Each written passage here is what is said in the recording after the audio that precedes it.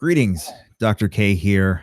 On this channel, I help ambitious individuals end self-criticism with tools and strategies to create optimal everyday mental health. And this series is a live stream series called Conversations with Dr. K, where I bring people on who have a real grip and a real understanding of mental health and self-criticism.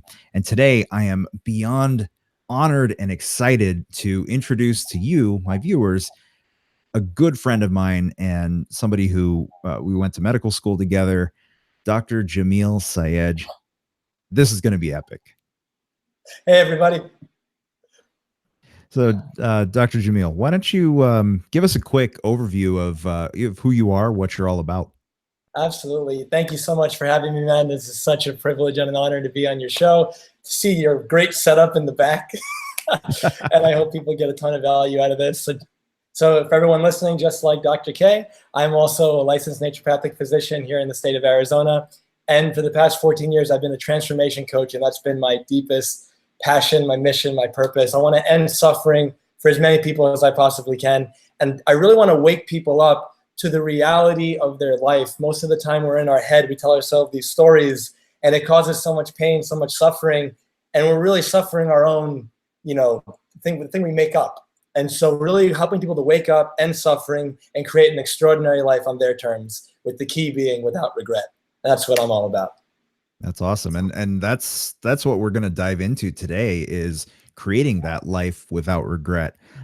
So I've come to realize over the years that, all of us become who we are because of the experiences that we've had over the course of our lifetime.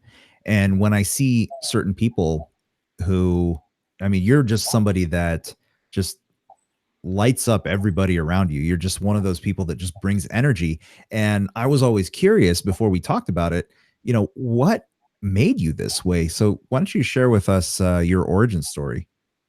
Absolutely. So I was born on a planet called Krypton, and my parents said, no, origin story. I've heard this before. Into superheroes. Oh, I love that, though. The origin story, I agree. I think that, what we've been through brings us to this moment, and it makes us really who we are. And so for me, I grew up in New York. I'm in Arizona right now. And for me, my story really started when I was 14 years old, and I was a track athlete, never really ran a day in my life. my friend tells me it'll be fun. So we go out there, and I notice over the next several months that not only my track times are really poor, and my diet, and I was getting sick all the time. And I didn't know why. My energy was low. Even though I was sleeping, I was tired all the time. And it didn't really make any sense to me. And I reached that point, that enough is enough point, which I think oftentimes we get there. And I know on our last talk, we mentioned, when it hurts bad enough, that's when we take action. And I know with myself, it was hurting bad enough. I was wondering, I'm going to practice just like everybody else. I'm putting the work in. I'm not getting any better, and I feel like garbage. And I thought, there's got to be something. There's got to be a reason. I looked into it, and I found out it was my diet.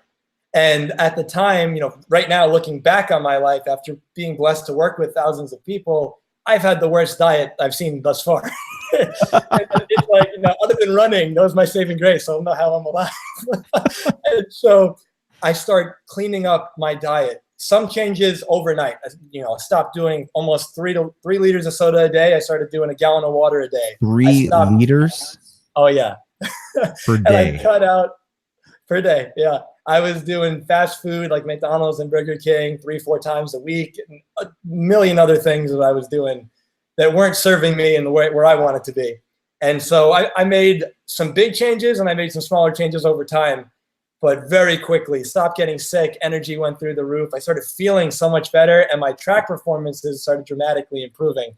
And now I'm thinking, okay, I increased my water. I changed some foods I was eating. That's it? I'm like, wow, like the results have been so profound. There's got to be something more. And then over the course of the next few weeks and months, I started looking into what are some other things that I could start bringing into my life? What are some other areas of an extraordinary life? And then I started thinking, well, relationships are one of them. And I wasn't in a relationship at the time, but my mindset was, when I do get in one, I want to do it right. When I do get in one, how is it that some people got married when they were 16 and they're in their 90s and they're more in love now than they were in the beginning? And other people, the relationship falls apart, months in. What's the difference that makes the difference, kind of thing? So I started purchasing all these programs and books from marriage therapists and dating coaches and all these people that were the top in their industry. And I'm continuing to look into health and then relationships. And then I started bringing in mindset work. I started bringing in motivational speaking and inspirational speaking and all these people that were just flooding my mind, my subconscious, with things that I really wanted to emanate, let's say. And it brought me to when I was 19. And at that point, I was truly blessed. I've been able to help many friends, many family members, acquaintances that we met to really build the life that they dreamed of. And at that point, it was more like a hobby. And I really just loved it. I didn't call it coaching at the time, but it's what I was doing. And when I was 19 years old, that's when my life really shifted. I was a sophomore in college in New York, and my father had a brain aneurysm. And for anyone who doesn't know, imagine, one of the blood vessels in the brain, you have this tube, and then it starts to balloon out. And if you're lucky, it's the worst headache of your life. You go and you get it clipped in the hospital and you go home. My dad wasn't that fortunate, and his ruptured, it popped. And it was, pretty much the scariest moment of my life. And I was somebody that I helped get him out of. He was in a locked room, and I helped get him out. And I wasn't even supposed to be home. I had this intuition hit me a couple days prior saying, don't go to this weekend event that I was supposed to go to. And I had no reason not to go. And this feeling was so strong, just don't go, it's not right, something's gonna happen. And I listened to it, and I didn't go. And then that Sunday, when I wouldn't have been home, Dad has the aneurysm. I helped to get him out. And he was in a 4-hour brain surgery. And the neurosurgeon said it was the worst aneurysm he'd ever seen. He put his chances at surviving about 1%. Wow. And I remember walking into the room after his operation. And my dad was somebody that was so full of life. He was a family practice doctor himself. And his hobby, his passion also was music. And he was a drummer, and he was also an Elvis impersonator. And he was top 3 in the world. And he called Elvis his golf. He's like, my colleagues have golf, I've got Elvis. That is amazing. Yeah, he had the most wonderful heart I'd ever seen in anybody. So full of life. And now I walk into this room after the surgery, and there he is sitting and laying in this bed in a coma, and his head was shaven, which was, even more emotional because the Elvis thing, like the hair, it was his hair. He wasn't wearing a wig or anything. So like the hair was a big part of his personality. So now he's, his head is shaven, a part of his skull was removed. It looks like a train hit him. And he had so many wires coming out of him. And in that moment, I felt two things. I felt this deep sense of helplessness because there I am, 19 years old, and I want to do something. I want to help him, and I can't do anything. And then on the other hand, there was this profound sense of regret. I felt this feeling of, I'm 19 and I've been taking my dad for granted. I'm 19, I had this amazing guy in my life that I didn't spend time with in the way that I could have. I loved him, he loved me, but we didn't have the kind of relationship that I would have liked in terms of seeing him more often and having deep conversations with him and really getting to know him. And I took him for granted in that way. And so now I'm sitting there thinking I'm never going to have that chance. Now we're being told he could die at any minute. And, with grace or whatever you'd like to call it, he survived another 3 years. And in that 3 years, he made almost a full recovery. And we were able to make so much magic happen using diet, using lifestyle, and then using a lot of psychology. He had some short-term memory loss. Being able to take short-term memory, make it long-term memory was something I was so deeply happy about. And then after 3 years, he passed away. That was also unexpected. He was doing really well. And every day for the first year and a half, I went to bed, very emotional. And I went to bed wondering if that was the last time I'd see my dad. And then every morning I'd wake up and I'd kind of be in a fog for a few moments, this wondering of, was that all a dream? And in that state of, is that all a dream? I would walk downstairs and there'd be this hope. Maybe there he would be like getting ready for work, or there he'd be reading the newspaper. And then I'd go downstairs and it wouldn't be the case. And it would be a reminder that life is different now. And in those 3 years, though, I got the gift that I wanted. This, I wasn't really spending much time with my dad, taking him for granted, turned into every single day, every moment I had with him became such a special gift because I didn't know when my next one was going to be. So I made the most of it. And him and I connected on such a deep level that he became my best friend. I was spending 10 to 15 hours a day with him and doing everything with him. And it was unbelievable to connect with him in that way. And after 3 years, I had learned so many lessons about myself, about life. I got tested in every way, my patience and everything. There was a point where I remember that short-term memory loss really got to me. And I started arguing with him because he forgot who I was. And after taking care of him like 4 or 5 days in a row, my mom and I would switch back and forth, and my sister, and we would try to give each other like a break, a mental break. For anyone who's been a primary caregiver, you know what that's like, and it's very draining in every way.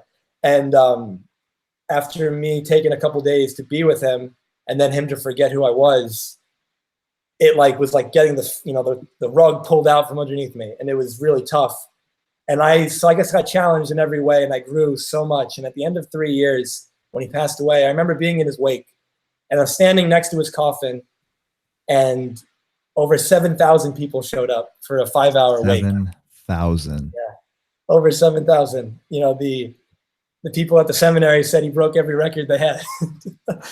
You need like an arena to hold everybody. Wow. Yeah, he was 49 when he had the aneurysm, and he passed away at 53. And most of these people hadn't seen him since he was 49. A lot of them were his patients, people in the community, music, people, all that. And I just remember I stood next to that casket for the full 5.5 hours. I shook every single one of their hands. And almost everyone in those 10 seconds they had with me said, "Your dad saved my life." And people from different cultures and religions were right over the casket asking if they could pray in their own way and do some type of beautiful symbolic, gesture. And it was so humbling and gratifying to see the life he lived, and just getting to have my wake-up call that I've been playing small my whole life. I was a really shy guy when I was younger, which you wouldn't know from SGA president and talent show singing. But I was a really shy guy growing up, and I had this light in me to shine and to give, just like we all do. We all have this unique gift that we can give. And I was so afraid to give it. I cared so much about what everybody else thought.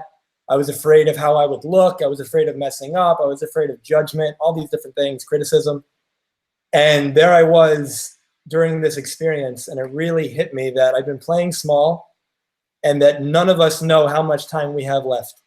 And when we don't know how much time we have left, and we procrastinate on our dreams, we procrastinate on doing the things we want to do, and we say, "I'll do it tomorrow." Steve Jobs had this great quote: "If you live every day like it's your last, one day you will surely be right."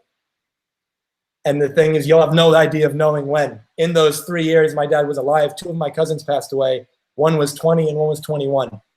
And if you spoke to these people when they were 15 and you asked them what their vision for their life was, I promise you they didn't think they'd be dead in 5 to 7 years. And so none of us know. It doesn't matter how great you eat, how great you take care of yourself, stuff happens. And so I woke up that day to the life that I wanted to live. And I made a commitment that enough was enough, that I was going to step up. I was going to take advantage of every opportunity. When I was with somebody, I was going to treat them like they were the most important person in the world. And when I had an idea, when I had an opportunity, when something came up that I really wanted to do, I was going to go all in and do it. That was almost 10 years ago. And I know for me, the last 10 years have really been the dream I had 10 years ago.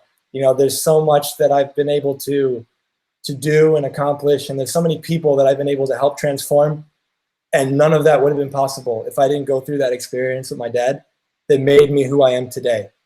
And so I feel like that's what brought me to this moment, and I feel like that's a good place to pause for now. That's an amazing, amazing origin story. And every time I hear it, it just blows me away. Jamil, it's interesting when we go through our challenges in life, when we're in the midst of it. I mean, what was it like during maybe some of the darker moments. Like you've come out a bright, energetic human being who's transforming lives. But when you're in the midst of, let's say, those 3 year span at its worst, you touched on it a little bit, like when your father couldn't remember you. But were there moments that you kind of came up against the desire to no longer live small, but then the pressure of the moment? And how did you handle those times? Absolutely. I have many memories of being with my sister and being with my mom, and before he passed away and after, but let's say before, during those 3 years, where we all at different moments would get emotional, and the other person would be there to comfort us, and sometimes it'd be all three of us together, and maybe my dad was sleeping, excuse me, or maybe one of the family members took him out for the day to spend time with him, one of his brothers or something like that. And there would be times where my mom is the strongest person I know, and being able to see her really seeming to be okay, like the best, making the best out of it. But then every now and then, some hardship would happen. Every now and then, she would, she's human too. Every now and then, she would have that moment where she needed some help. She needed some support. She needed some strength too. And I know there are many nights that I mentioned that first year and a half. There were many nights where I just, cried myself to sleep. There's many nights where there I was really wanting the moment to be different. And the really only thing you can do in that time is one day at a time. It Mhm. really is. You take it one day at a time and you do what you can with what you have. And I found that a really profound, simple statement that will apply to everybody listening for the rest of your life, no matter what, is when you argue with reality, you lose. I And love that. and when I I love that. was in that state, I was arguing with reality because I was saying this shouldn't have happened and life shouldn't have been this way. But the reality is it did and it is. And if I sit there and fight it, it's just going to cause me a lot of pain and anguish and suffering. Or I can embrace it and I can make every day as beautiful as I possibly can with it. And that's where I was able to still sing with my dad and still play music with my dad and still go to he had a what was it called, a personal training, like personal rehabilitation, and we'd go to rehab, we'd box together, we'd go for walks. And yeah, it wasn't the same, we weren't going for a drive and he wasn't driving, it was me, but it still was beautiful in a different way. And I think that even in that time period there was so much beauty to be found in that moment. And I always look back at those 3 years as a bittersweet gift, because on the one hand, it's the worst thing that ever happened to me. But on the other hand, it's the greatest gift I had ever received, because I got the gift of myself. Like my Mhm. father gave me this gift of a 3 year experience that made me who I am today and is the reason I'm able to serve people as powerfully as I do.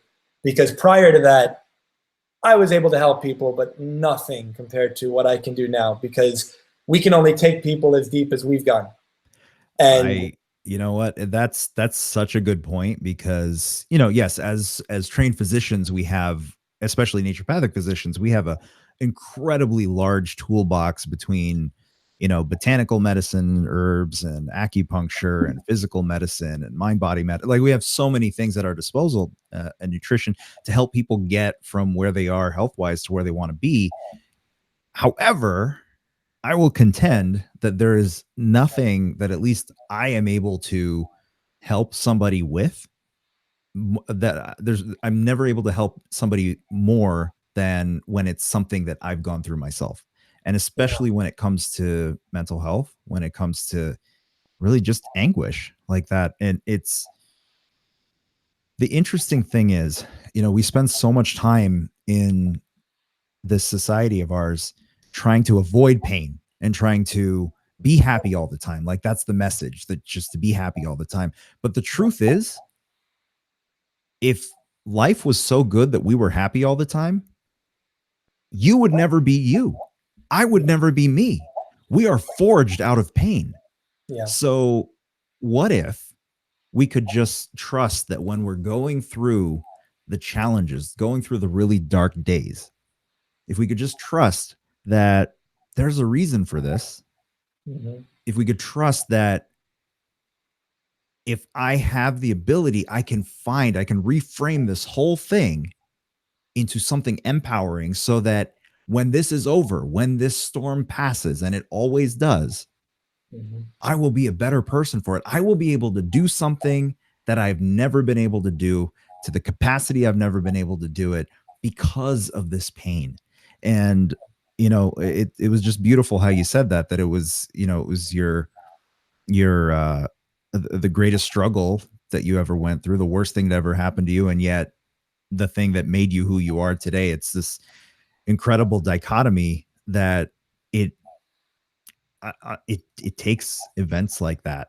And the thing is, we all go through them. So why not, like you said, not fight reality, accept what's happened, go through this healthy grieving process as needed, but start to reframe instead of living in a woe is me and defeatist mentality.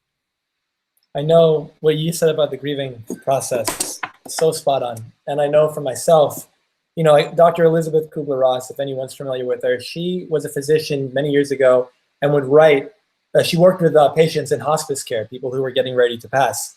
And she had these 5 stages of grieving. And forgive me if I mess them up, but basically it is denial is step 1. And you can do these out of order, but in general, it's denial is first, where you don't want to accept it and you don't want it to be true. And then there's anger, where you get upset about it and you're getting very resistant and you're fighting.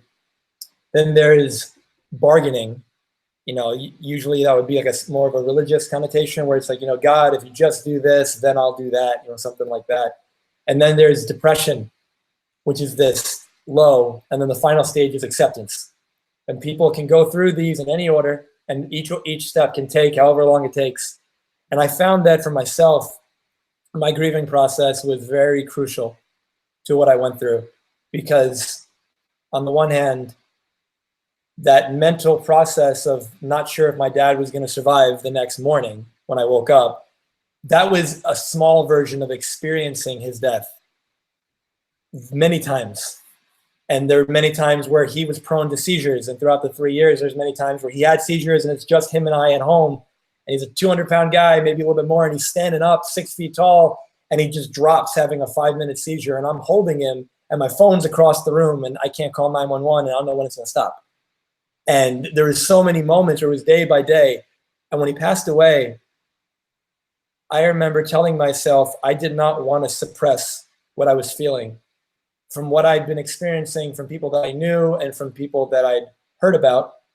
When I had so many experiences of working with people who had deep emotional traumas from their past, and because it was never expressed when it happened, and it's suppressed for maybe 5 years, 10 years or more, it starts to manifest as physical symptoms. And I can go into that in a few minutes, but during that time period, he passed away. And I told myself, I am going to feel everything. And I told myself that if I suppress this and I try to act like everything's okay, and I try to not feel, then I'm never going to process this and, basically surrender to it and make it okay. And so I didn't know how long it was going to take. It ended up being 2 weeks, but every day I had videos of my dad. I had audios of my dad singing. I had pictures. I made him the background of my phone. I looked at him. I listened to him. I heard him, and I cried. And I felt everything I possibly could. I went through those 5 stages very quickly. And at the end of 2 weeks, and again, I didn't set out for it to be 2 weeks. At the end of that second week, I had this wake up. I had this moment of peace where the switch flipped in my head, and I'd start to look at his photo or listen to him sing or talk about him with family members, and I would be filled with feelings of just gratitude and peace and joy because I got to know him at all, rather than I didn't have him long enough. We all can say we didn't have that person long enough, but we had him to begin with. And that to me was that switch. And so now I just started feeling so blessed and grateful for what I had, when I had it, and what it taught me. And ever since that day when I was 22, the way I see people, the way I see life, the way I appreciate just every moment, the miracle that is every moment. It has been Absolutely true. such a, divine blessing. And that to me has been, for everything that, we learned in med school, for, you can't see it, but I probably have like 800 books in this apartment for everything in these I books. have a selection over here. Yeah. Yeah. Yeah. And this idea that, yeah, I learned a lot in school. I learned a lot from these books, but nothing has come close to what I've learned from life experience. And nothing has come close to the impact that that 3-year period and the processing after had in who I am and what I do. And I feel like when people go through something, whether it be a death, whether it be a breakup, whether it be you lost your job, anything that you're grieving, it's okay. Like, going through that process and not feeling I shouldn't feel this way. I feel like we grow up in a culture, at least in the US, I'm not sure about other countries, but we grow up in this culture, especially as men, that we get told it's not okay to show emotion. We get told in general, be a big, like, you're young and you're crying, be a big boy. Men don't cry. Or they'll say, if you're a girl, be a big girl. If you're going through a hard time and someone says, hey, Dr. K, how's it going? You feel this need to say, oh, it's fine, even though the walls are crumbling, but you feel like they don't want to hear it, or you feel like, you shouldn't talk about it. Now, granted, there's a time and place with certain people and, strangers and stuff like that. But my point being, it's okay to feel what you feel. You feel what you feel for a reason, and to feel it and express it, because emotions are there to be felt. And emotions are like energy in motion. If you don't express it and you suppress it, they get stuck. I've had patients that I've had the real privilege to work with who've had autoimmune conditions, like rheumatoid arthritis is the one I'm specifically talking about, full blown, every joint inflammatory, in pain for 30 years. And everyone else is looking at what supplement can I give, like what medication. And I take it into the mental route and I find out person was abused when they were a kid for years and they carry so much anger. Help them process through that, and the RA went away. And it's like, when you realize, will that happen all the time? No. But when you realize that your emotions are more than just these thoughts that just show up, then they leave, and that's it. When we recognize that, all right, I'm feeling this, I'm frustrated, I'm angry, I'm depressed, I'm whatever, why? Like, let me process it, let me feel it, and that's okay. And I just feel that that's such an important message for people to hear, because a lot of people think that they start crying and somebody says, what's wrong? And there's this implication that something is wrong with you crying, rather than, what are you feeling? I'm here for you. Tell me about it. Let's hold space together.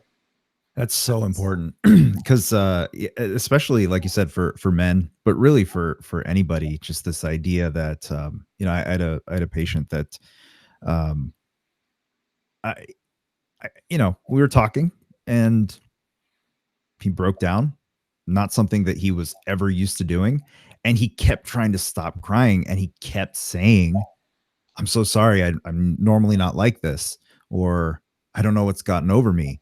I and the thing is, like, you're told, like, toughen up or be a man or whatever the case may be. But the truth is, here's my question to that. Like, what is being tough? Isn't being tough doing the things that are hard for you? If opening up is hard for you, then by opening up, you are being tough, are you not? Yes, absolutely. So it's so important to feel. And unfortunately, we're in a society where there are so many ways to suppress. There's obviously the drugs and the alcohol, but it's not just that.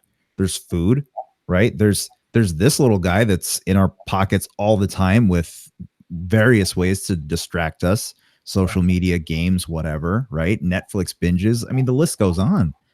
But the truth is, yes, can you do a little bit of that as a escape or that sort of thing in a healthy manner? Sure, everything, and nothing is evil, right? It's all in moderation.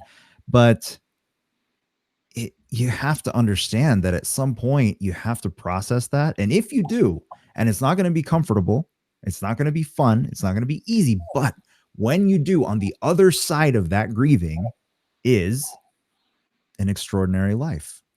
Yeah. And sometimes it just takes going through it once to start to believe, oh, maybe I should. Because I think we talked about this when I was live on on your channel, but you know, in my teenage years, went through depression. That felt like the end of the world for those years. And I came out of it. It was this, oh my goodness, things can turn around. The Yeah. second time that happened was still kind of half caught in it. Didn't believe there was a way out. And then life turned around. It, life changed completely. I lost 100 pounds, moved across the country, became a doctor, met the love of my life. And then last year went through, the third lull. But this time, when I was going through it, I said, I'm just going to experience it. I know how this ends because there's always a brighter day. But like we talked about, when it hurts enough, you take action. And, at some point you grieve, let the hurt create more action for you. But ultimately, I would like to know, what are your tips then for creating that life without regret? Mm-hmm. Absolutely. I wanted to share something real quick based on what you were saying. When that person was crying in front of you and said, I'm sorry, I'm not normally like this. On the one hand, I know what he meant by that. I can assume I know what he meant by that in terms of just like in his mind, the breakdown.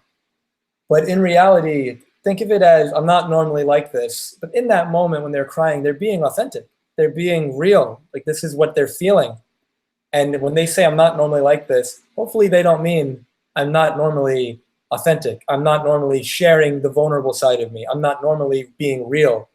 Normally I hold it together. Like think about what that like entails, like that connotation. It's like there's the floodgates are trying to break out and you're like holding it in and you think it's a good thing. And the thing is that is part of what's causing the pain. And I find that when people go through that grieving process, it's like, how do you know, let's say, when you're there, when you feel at peace? And the thing is, it might take a while. It might take years. It depends on the individual. And you might not find that. When I say peace, it doesn't mean like you're glad it happened. Peace as in it happened and it's not happening now. And from this place, you've accepted what happened. You found the beauty in what you did have, and you're doing the best you can, going forward. And so I find that that's that key place to get to. When you're at peace, we've all been through stuff. We all have our hardships, and some of us tremendously worse, apparently, seemingly, than others. I know Viktor Frankl, he wrote Man's Search for Meaning, Holocaust survivor. And you read the book, and he's going into detail on this account of daily life, of what it looks like.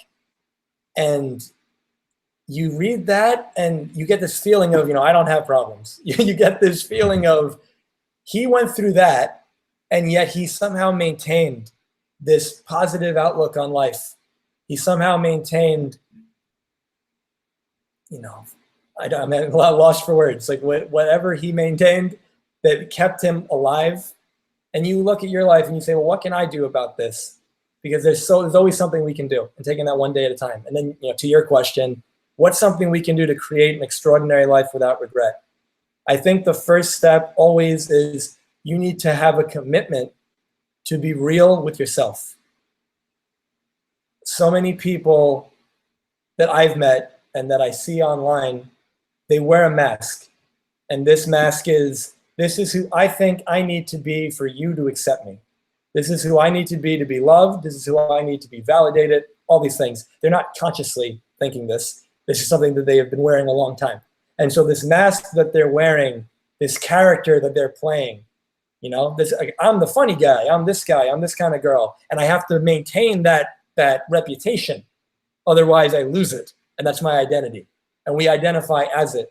So step one is you need to get real with you of what do you want out of your life? And where are you right now? It doesn't matter where you are. And you might say, oh, I'm too old. There's people saying they're too young. It's not a matter of being old or young. It's a matter of you're alive and you're listening to this, you have time. And so from that perspective, what do you want to give? What do you want to create in your life at this stage of your life? You might want to create something now if you're young, and 10 years from now, it might be different. 10 days from now, it might be different. But what do you want to create right now? How do you want to treat people? What kind of energy do you want to bring out? What experiences do you want to have? Get as clear as you possibly can on the what it is you want to do. And once you have that, I feel like you have a really strong foundational map. It's like, okay, this is what I want to do because this is what excites me. This is what I want to do because this feels great to talk about. And I think about it. I'm like, oh my God, I can't wait to do that. Not, this is what my mom wants me to do. This is what my dad wants me to do. This is what's expected of me. I can't do that even though I want to, because what would people think? You know, ditching all that and getting real clear on you. And I think that's step one. And then after that, it's getting clear on why you want it, getting emotional about it. I just had a client I spoke to the other day, this idea of, it's like, tell me what you want to do, and then you tell me, but the way you said it, without meaning to, was completely cerebral. It was all intellect. There was no heart. You said it as if you were like reading the newspaper. Like, you know, there was no oomph behind why you seemed to want it. And then we get real clear on why it's important, why it matters. What would that do for you? What would that add to your life? How would that help your family? Well, you know, all these things.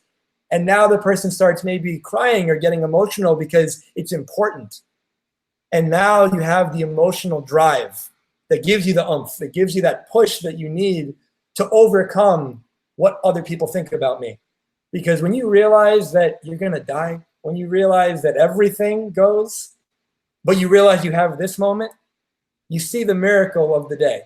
And when you see that miracle and you see, all right, I don't know how much time I have left, but I do know there's, 10 things I want to do in the next month. I do know that I want to get these done as quickly as I can and have as many wonderful experiences as I can. And they're important for all these reasons. Now I know what I want. I know why I want it. And then you just commit to doing it. I like to tell people movement leads to momentum. When you get started, it happens. The ball starts rolling, that snowball effect. If it's small and it gets bigger and bigger and bigger as it goes down the mountain. Oh, that was pretty cool on the screen. And so I think that, for now is, it sounds basic to people, but if I were to ask you, do you know what you want?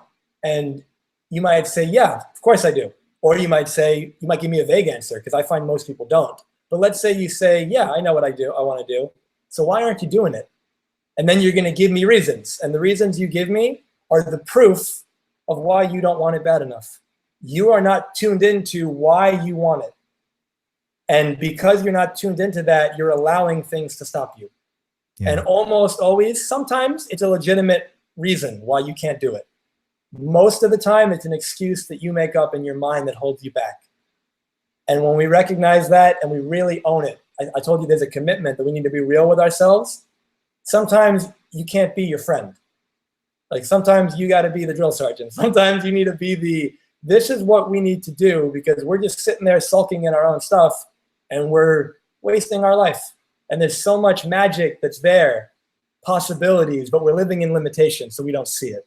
There's a couple of things I want to add to that was extraordinary. When you say, sometimes you need to be your drill sergeant, it's true. Like actually the first question I ask my clients when we start working together is, what do you want? And then they'll give me an answer. And my next thing is, okay, what do you really want? And that it's either met with, wait, what does that mean? Or, dude, I don't know. And the truth is, like you said, if you really do want something bad enough, at some point people, your other people's opinion ceases to matter. And the thing that I'd like to add to that is we walk around this world worrying about what other people think. Mm-hmm. But you stop for a moment and realize that all those people whose opinions you're worried about, they're worried what you think of them. Yep. They're worried about what you think of them. So what is this, right? Why don't you get to be the person that breaks that cycle and say, you know what? This is me. I am me. I accept my past. I accept who I am. I'm going to be me to the best of my ability and figure out what your message is, what your purpose is in this world. I believe we all have a purpose here. that's what that's fundamentally, that's why I do what I do. Right. I think you do as well. Helping people live an extraordinary life is helping them find their purpose. Right.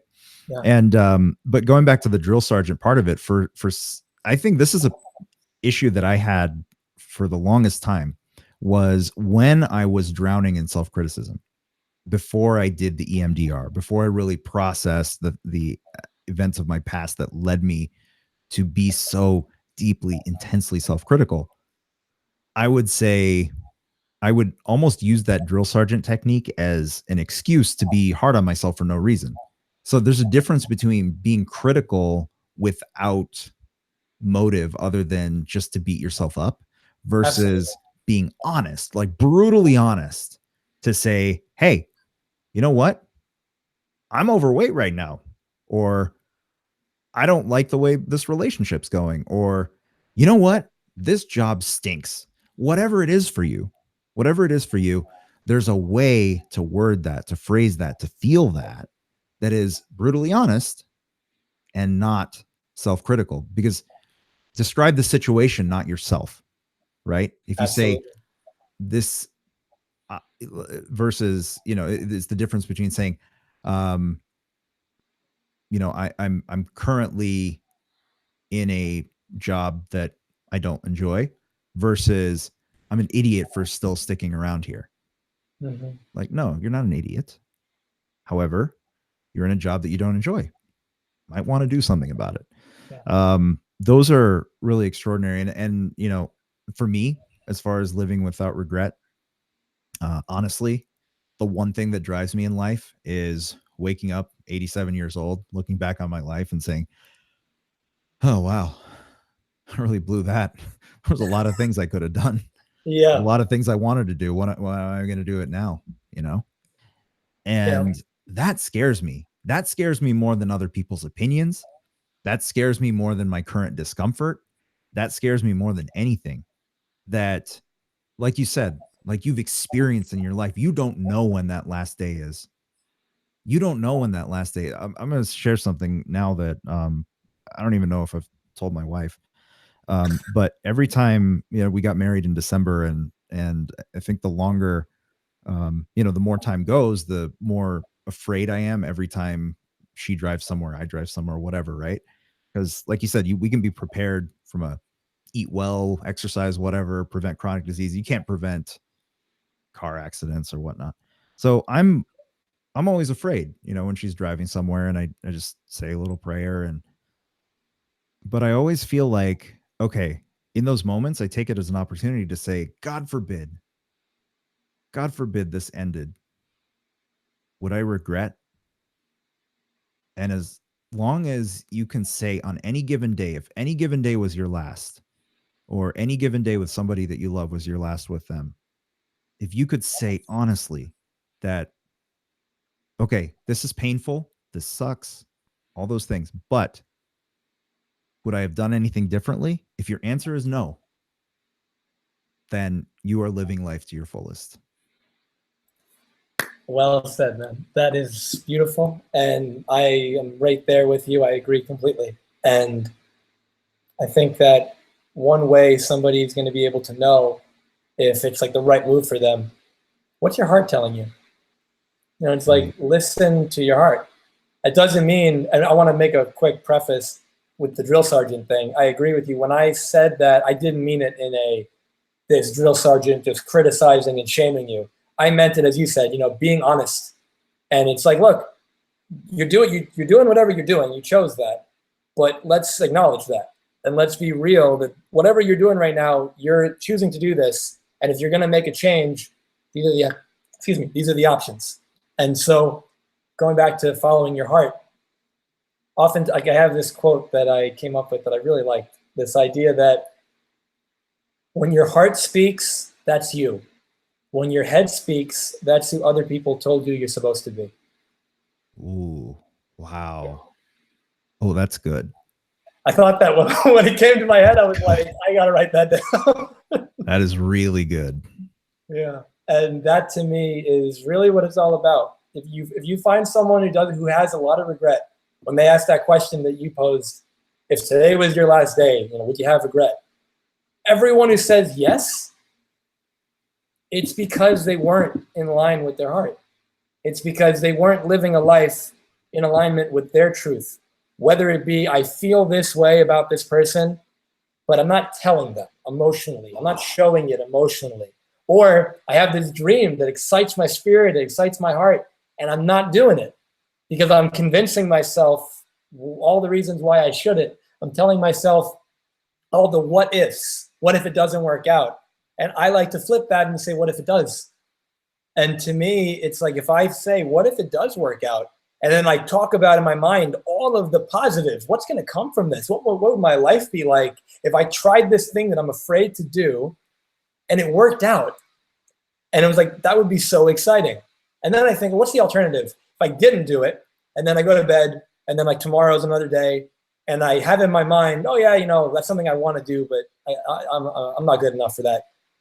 Well, then life just continues to be average and mediocre, and I'm not living. I'm just existing. And so when you realize that it's not even a choice, you just go all into the heart because you go, that's not worth it. It's the 87-year-old looking back that's scaring the crap out of you. It's the same thing. And so it's such a powerful way to look at things, in my opinion. It's so powerful. And really, I think if we're really honest, all of us, especially if we've been on this earth for a little while, if we look back and say, has there been something that I did follow my heart and like, oh my God, thank God I did, right? Those are some of the best decisions we've ever made. I mean, the one that comes to my mind is, my wife comes from a very devout Christian family. I come from a very devout Hindu family. It could never work. That was my story for the longest time. Like, I was looking for somebody that was also Hindu and all that. And she came into my life. And at first I was like, you're not, you don't fit the mental picture. Right. But I couldn't deny just how complimentary this person was for me. Right.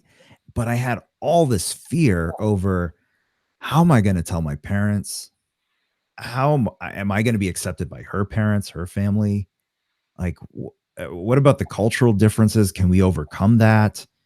And it was a major source of anguish, really. But my heart was so powerfully just in love with her that I was like, yeah, figure out what you need to do, but you have to make this happen. Yeah. And guess what? Usually it's not that bad, right? And it wasn't that bad.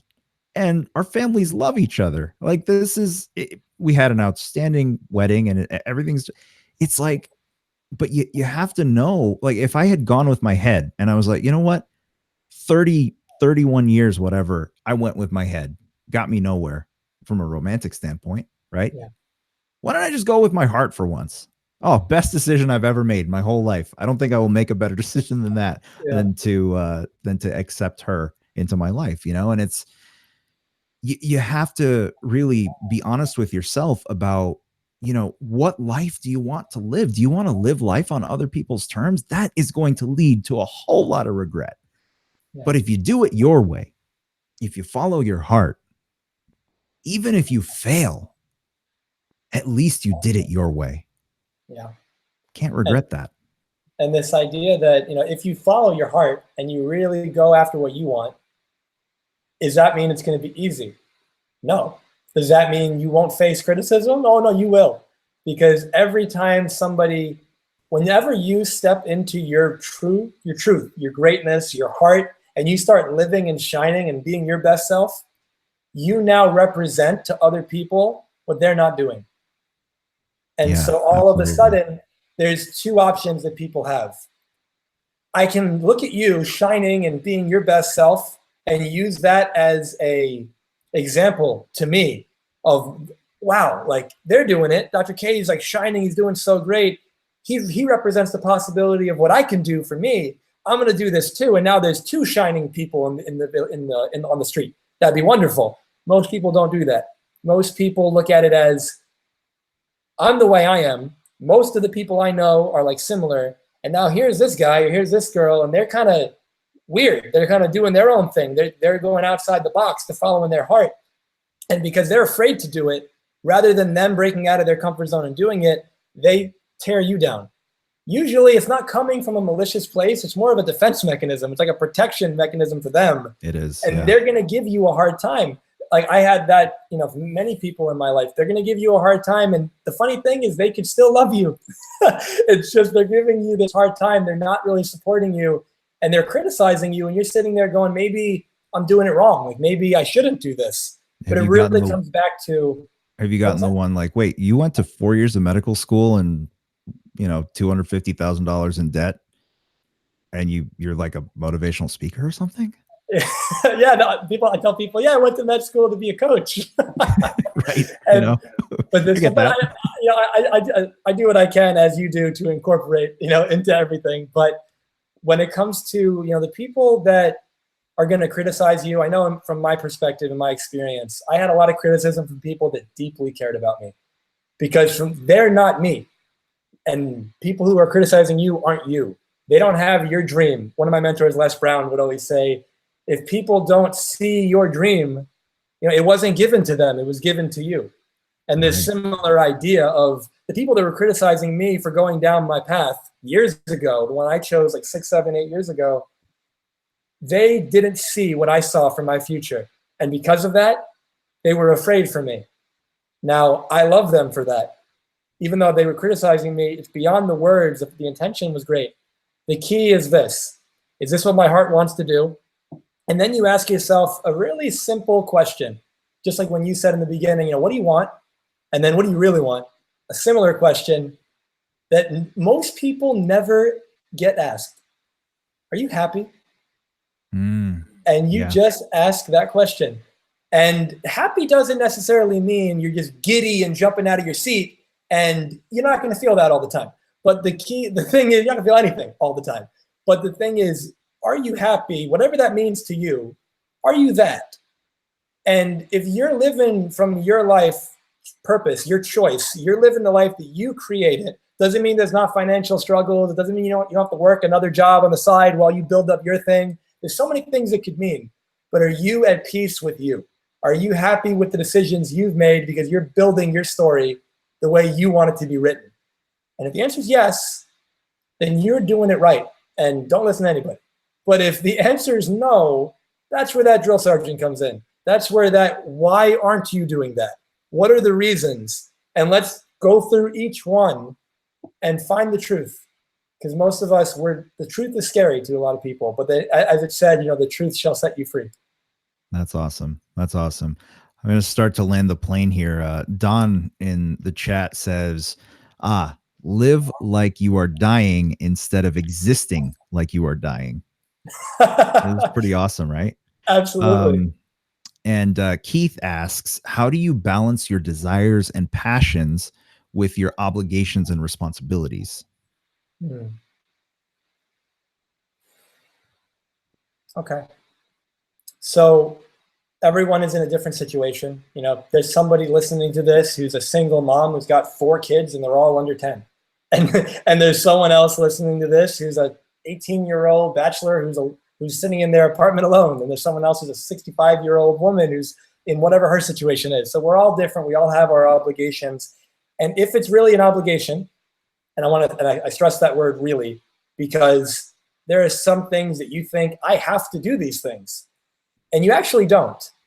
And if you did look into it, you've convinced yourself of things you need to do, but they're not actually that important. Some things, obviously, we all have our obligations. You have your family, you have kids, you have whatever it is, you have your work. Figure out what's actually an obligation and then do it to the best of your ability. But again, figure out, let's say it's work. Oh, my obligation is my job. But do you enjoy your job or do you hate your job? If you hate it and you need the job to pay the bills, all right, do the job to the best of your ability, but start building something on the side that you do like so you can transition out of it. When you know what your passions are and you know what your obligations and responsibilities are, your passion might be a hobby. And if that's the case, schedule it into your week so you actually get time to do it and enjoy yourself in that way, doing what you're passionate about. And then whatever your responsibilities and obligations are, again, make sure that they're for you to do. It's not something that can be delegated if it's a work thing, or if it's a family thing, maybe change the way you look at it. For example, if you have kids and you're looking at them as they're my obligation and they're my responsibility, true. But you can enjoy that process. Like there's a way that you can look at it in a different way that isn't a drag.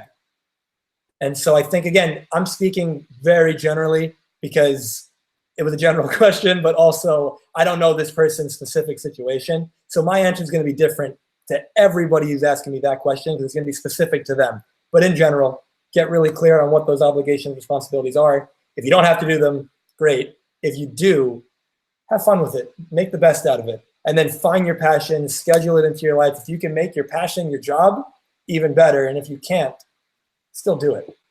And I hope that's sufficient because it's so pretty big.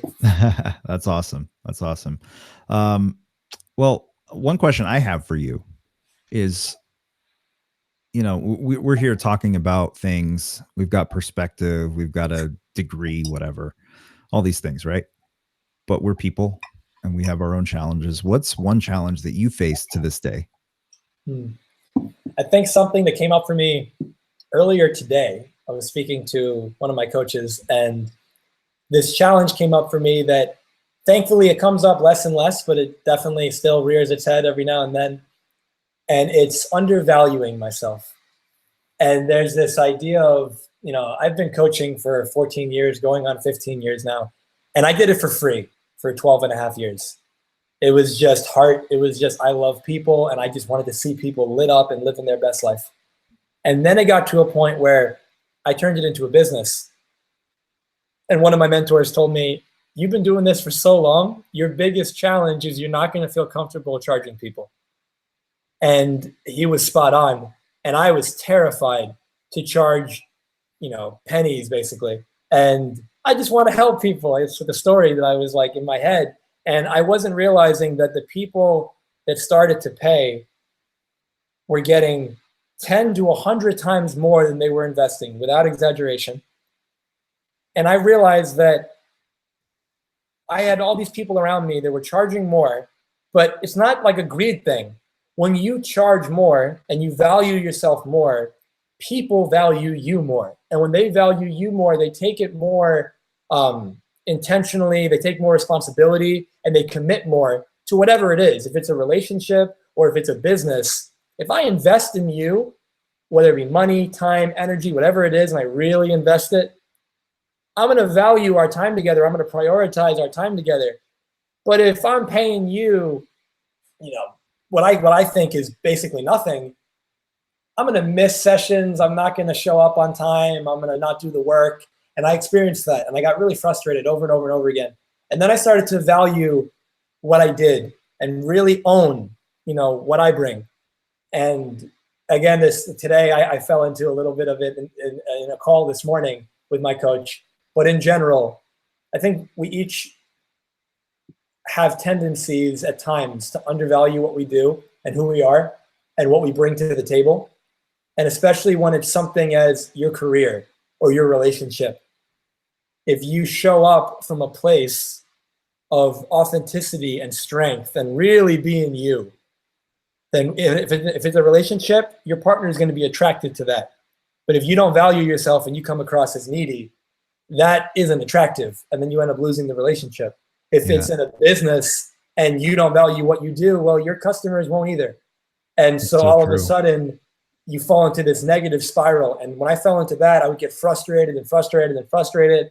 And then I'd raise my price and people started getting better results. They were taking me more seriously. And I was just like, it's really that easy? Right. But just learning that lesson. I think actually for my audience, a good cross section of it is actually entrepreneurs like us. So I think that's a very valuable insight, you know, not just from a personal development standpoint, but also from that business standpoint. One thing I'll add to that is, what did it cost you to become as good at what you do as you are? Like, what did it cost you? How much time? How much money? How many heartaches? How many? You can't, Dr. Jamil, you can't put a price on what it cost you to become who you are.